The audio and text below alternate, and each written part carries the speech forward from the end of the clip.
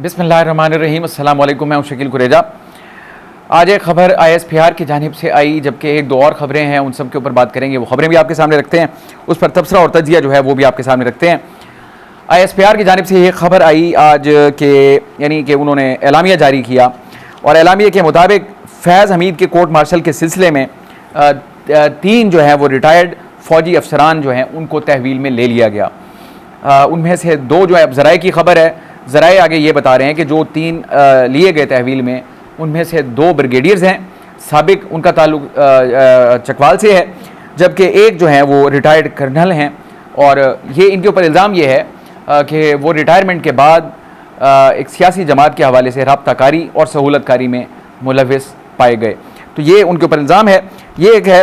और मैं अगर एलामिया को पढ़ दूँ, एलामिया ये कहता है कि फैज़ हमीद के कोर्ट मार्शल के सिलसिले में 3 रिटायर्ड फ़ौजी अफसरान जो हैं उनको तहवील में ले लिया गया और 3 रिटायर्ड अफसरान को फ़ौजी नज़्म व ज़ब्त की खिलाफ वर्जी पर तहवील में लिया गया और रिटायर्ड अफसरान और इनके साथियों से मज़ीद तफ्तीश जारी है। ये बड़ी अहम बात है।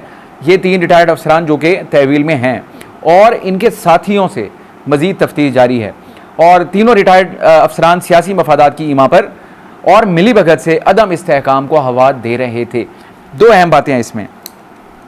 एक बात तो ये हो गई कि ये 3 जो है वो तो अपनी जगह मौजूद है, तहवील में हैं, जबकि उनके दीगर साथी उनसे भी मज़ीद तफ्तीश हो रही है। यानी कि रडार के ऊपर या इस रैकेट के अंदर और भी लोग हैं जिनसे तफ्तीश जारी है। सो हम एक्सपेक्ट कर सकते हैं कि आने वाले दिनों में हमें शायद ये खबरें सुनने को मिलें कि कुछ और गिरफ्तारियाँ जो हैं वो इस ज़िमन में डाल दी गई हैं और मामले को लिंक किया गया है फैज़ हमीद के कोर्ट मार्शल के सिलसिले में। सो ये एक नेटवर्क, मैंने पहले दिन को आपको गुजारिश की थी जब ये मामला हुआ था कि फैज़ हमीद साहब एक इंसान हैं, जितने ही इन्फ्लुएंशियल हो, ताकतवर हो, जो भी हो, लेकिन वो हर जगह पे जाके हर काम बजाते खुद सरअंजाम नहीं दे सकते। तो एक आदमी जो है वो सारा कुछ तो कर नहीं सकता, जो कि इल्ज़ामात हैं। तो ऑब्वियसली इन तमाम चीज़ों को इन पे अमल दरामद करना या इनको एग्जीक्यूट करना, उसके लिए एक पूरा ऑब्वियसली नेटवर्क होगा, लोग होंगे, कहाँ पे होंगे, किस किस इदारे से होंगे। तो ये सारी चीज़ें जो थी मैंने एक्सपेक्ट किया था, मेरी तवक्को भी यही थी और अब सिलसिला जो है उस तरफ आ रहा है कि अब नेटवर्क के ऊपर हाथ डाल दिया गया है और अभी किस हद तक, यानी कि ग्रेजुअली, मैंने कल गुजारिश की थी, चीज़ें जो है वो तय दर तय, यानी कि अगर कॉमन सेंस भी इस्तेमाल की जाए तो आपको आइडिया होता है कि ये चीज़ें जो है वो तय दर तय हैं और आहिस्ता आहिस्ता परत उठेंगे और फिर सूरत हाल जो है वो क्लियर होती जाएगी। तो आज एक और परत जो है वो उठा और उसमें आपको ये पता चला कि 3 साबिक फ़ौजी अफसरान, ब्रिगेडियर लेवल के 2 हैं और एक कर्नल लेवल के हैं, उनको तो ज़ेर हिरासत ले लिया गया। अगली लीड हमें यहाँ पे दे दी गई कि उनके साथियों से मज़ीद तफ्तीश जो है वो जारी है। तो उसमें से देखते हैं क्या निकलता है। एक पॉइंट तो ये हो गया और इसके अलावा जो अगली बात की गई है, तीनों रिटायर्ड अफसरान सियासी मफादात की ईमा पर और मिली भगत से अदम इस्तेहकाम को हवा दे रहे थे। अब साबिक फ़ौजी अफसरान जो हैं, सियासी जमात की बात आ रही है। ऑब्वियसली मैं ज़ाती तौर पर, मेरा नहीं ख्याल कि कोई भी बंदा इस सूरत हाल में इन अल्फाज को पढ़ते हुए उसके जहन में PTI नहीं आएगा। ऑब्वियसली ये जो भी सूरत हाल है, और PTI तो इसमें मेरा ख्याल है कॉमन फैक्टर है। तो सियासी जमात का कह देना, यहाँ पे ना नून लीग हो सकती है, ना पीपल्स पार्टी हो सकती है, ना JI हो सकती है, कोई भी नहीं। ऑब्वियसली पाकिस्तान तहरीक इंसाफ जो है, इशारा जो है वो इस तरफ है और सियासी मफादात की ईमा पर मिली भगत से अदम इस्तेहकाम को हवा दे रहे थे। अब अदम इस्तेहकाम का जो मामला है, गॉड फॉरबिड, वो तो फिर बगावत की तरफ मामला जाता है। तो ये सूरत हाल मेरा ख्याल है बड़ी क्रिटिकल है, लेकिन मैं तवक्को करता हूँ कि आए दिन हमें बड़ी से बड़ी खबर रोज़ सुनने को मिलेगी। तो बहरहाल ये आज की थी। और इसके अलावा जो दूसरी खबर है वो ये है कि इमरान खान की सिक्योरिटी पर तैनात एहलकारों की कड़ी निगरानी का फैसला किया गया। मैं इस पर बाद में आता हूँ, लेकिन इससे पहले आपको ये बता दूँ, ये 3 तो तहवील में हैं अफसरान, साबिक अफसरान जो हैं। इसके अलावा जो बड़ी गिरफ्तारी हुई वो है साबिक deputy superintendent Adiala jail Mohammad Munir Akram. उनको भी कल रात गए हिरासत में ले लिया गया और इनका जो मामला है वो इतना सादा नहीं है। अब एक तो ये यानी आ गया फ़ौजियों वाले मामला जो है, साबिक फ़ौजियों वाले। अब आप आ जाएँ अडियाला जेल के अंदर, आपको वहाँ पे भी एक यानी फ़ील ऐसी आती है, या ख़बरें पढ़ते हैं या समझते हैं या ऑफ द रिकॉर्ड जो गुफ्तगू होती है, तो वहाँ भी एक प्रॉपर नेटवर्क मौजूद था जिसके ऊपर अब काम जो है वो शुरू हो चुका है, यानी हाथ वहाँ पर भी डाल दिया गया। साबिक डिप्टी सुपरिटेंडेंट मोहम्मद अकरम जो हैं, मुनीर अकरम, उनका जो मामला है वो आज का नहीं है, वो बड़ा पुराना है। 2-2.5 माह पहले उनको उनके ओहदे से हटा दिया गया, यानी कि उनका तबादला कर दिया गया। और जिस वक्त तबादला हुआ था, मुझे आज भी याद है, उस वक्त इमरान खान साहब ने ये कहा था कि एक बहुत अच्छे अफसर थे और उनका भी अडियाला जेल से तबादला कर दिया गया।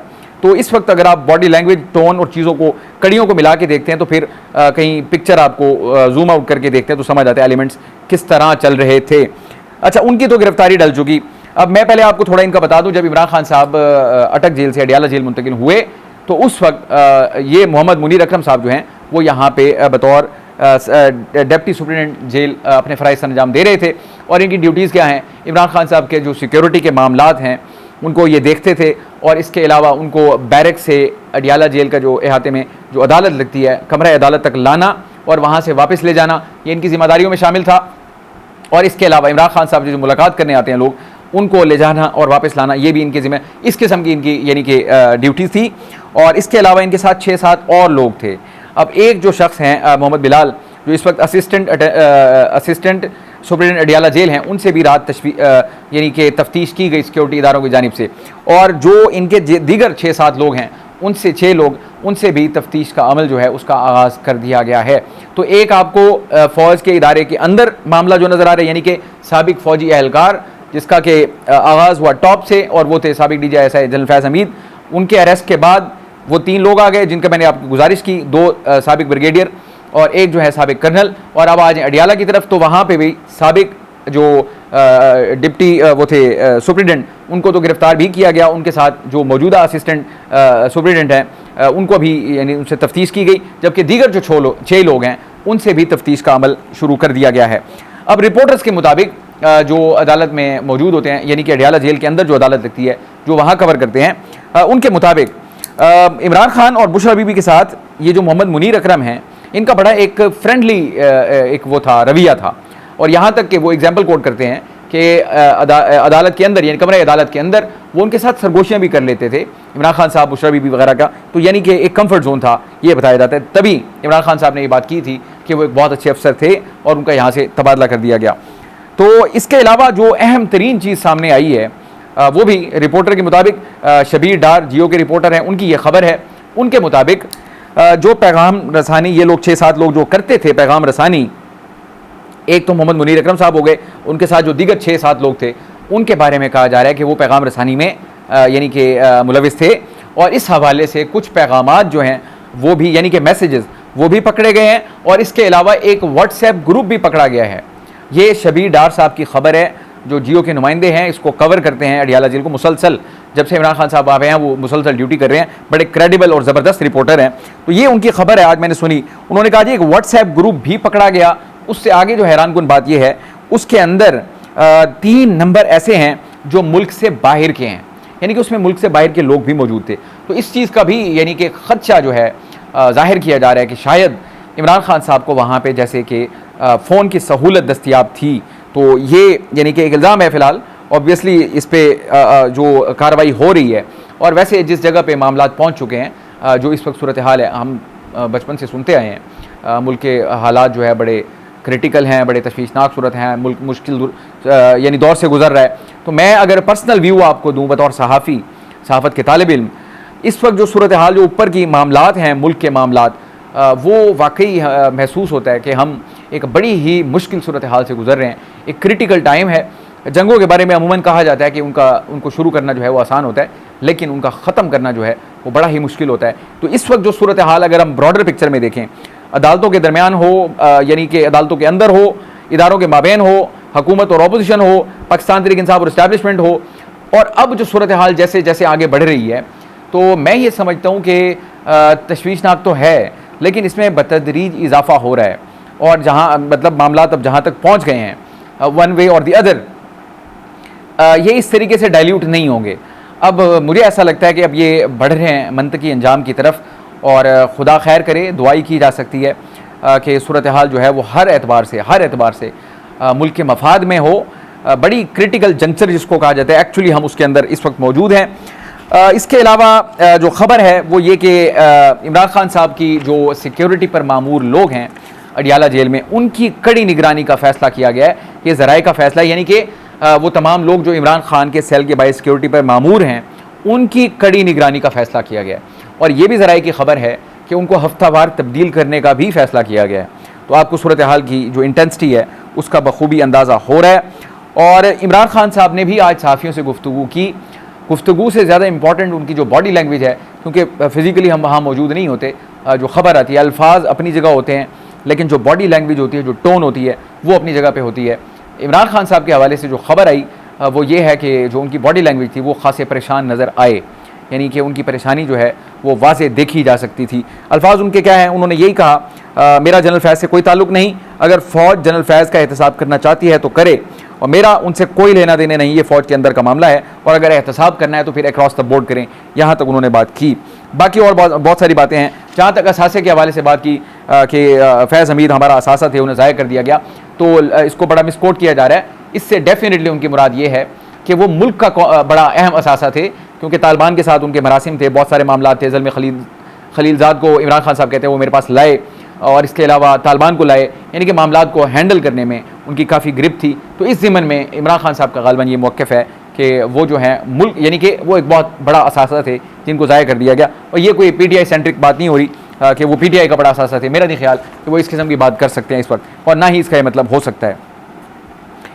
आज अंसार अब्बासी साहब की एक ख़बर है, और वो ख़बर इन तमाम चीज़ों को तक़वियत देती है जो मैंने आपसे गुजारिश की।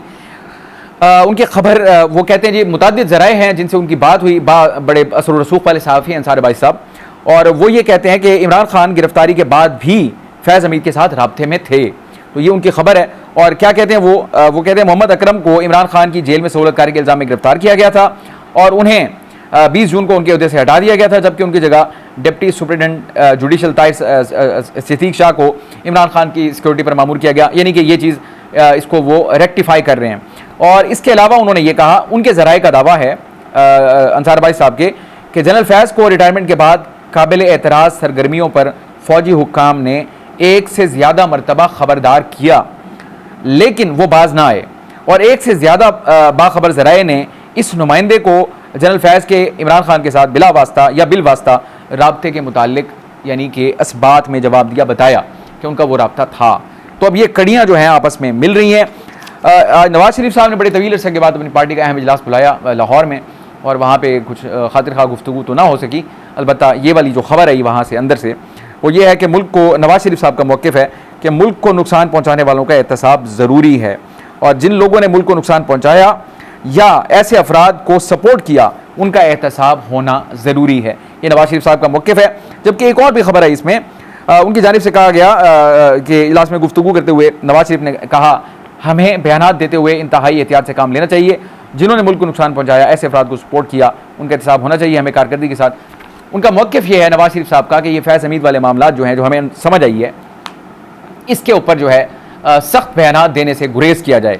मैंने आपको शुरू में कहा, इस वक्त अगर आप देखें आपकी पॉलिटिकल लॉट के अंदर सबसे सीनियर अगर कोई शख्स है तो वो नवाज शरीफ साहब हैं। 3 मरतबा के साबिक़ वज़ीर आज़म हैं, और उनकी पार्टी की चौथी बार हुकूमत बनी हुई है विफाक में। पंजाब में भी ऑब्वियसली उनकी हुकूमत है।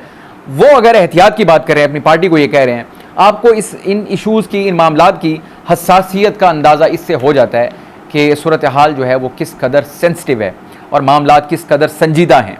ये इंतहाई संजीदा मामलात हैं। मैं नहीं समझता कि इसमें कोई पॉलिटिक्स हो रही है।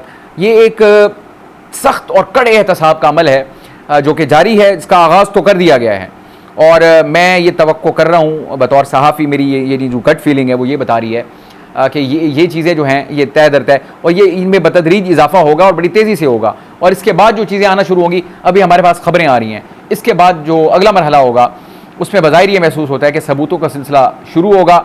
और मैं अपना आपको व्यू दे दूँ कि जब इस कार्रवाई का आगाज़ यानी किया गया, फ़ौज ने जो पहला एलामिया जारी किया जनरल फैज़ हमीद के हवाले से, मेरी ये बड़ी स्ट्रॉन्ग कन्विक्शन है कि मुकम्मल होमवर्क के बाद इस कार्रवाई का आगाज़ किया गया और इसका ऐलान किया गया। मुकम्मल सबूत और ये चीज़ें जो हैं उसके बग़ैर इतना बड़ा स्टेप लेना ये बज़ाहिर बड़ा मुश्किल नज़र आता है। तो ये इम्कान मौजूद है अपनी जगह पे कि जो अगला मरहला होगा, फ़िलहाल तो अरेस्ट और तफ्तीश और ये चीज़ें जो हैं, यानी कि अब ख़बरें दी जा रही हैं, यानी कि एक ISPR ने पहले एलामिया दिया, फिर आज एक एलामिया दिया, तो इसके बाद जो मरहला होगा अगला, वो मुझे लगता है कि सबूतों का होगा। यानी कि वो ऐसी चीज़ें होंगी जिनका डिनाइल जो है वो बड़ा मुश्किल होगा। और इस तमाम सूरत हाल के अंदर पाकिस्तान तहरीक इंसाफ जो है बतौर जमात और बिलखुसूस इमरान खान साहब, वो मुझे बड़ी मुश्किल सूरत हाल से दो चार होते हुए नज़र आ रहे हैं। बहरहाल मैं इस पर मज़ीद तबसरा और तज्ज़िया कुछ नहीं करता, आज बात जो है वो कंप्लीट कर दी वफाकी वज़ीर अता तारड़ साहब ने। उनका ये मौक़िफ़ है, आज उन्होंने प्रेस कॉन्फ्रेंस की और वो ये कहते हैं, अब याद रखिए ये वफाकी वज़ीर हैं यानी कि हुकूमत के मरकज़ी तर्जुमान। उनका ये है, वो ये कहते हैं कि ये तमाम वो लोग हैं जिन्होंने इंतशारी टोले के साथ मुल्क को नुकसान पहुँचाया और शवाहिद आने का सिलसिला जारी है और लगता यह है कि अभी मज़ीद गिरफ्तारियाँ अमल में लाई जाएंगी। मैं इसी पर ही इत्तफ़ा करता हूँ। आपसे इंशाल्लाह कल मुलाकात होगी। आज के लिए इतना ही। आप हमारी वीडियोस को लाइक कर सकते हैं, चैनल को ज़रूर सब्सक्राइब करें और अपना फ़ीडबैक कमेंट के ज़रिए आप हमारे साथ शेयर कर सकते हैं। इजाज़त दीजिए, अल्लाह हाफ़िज़।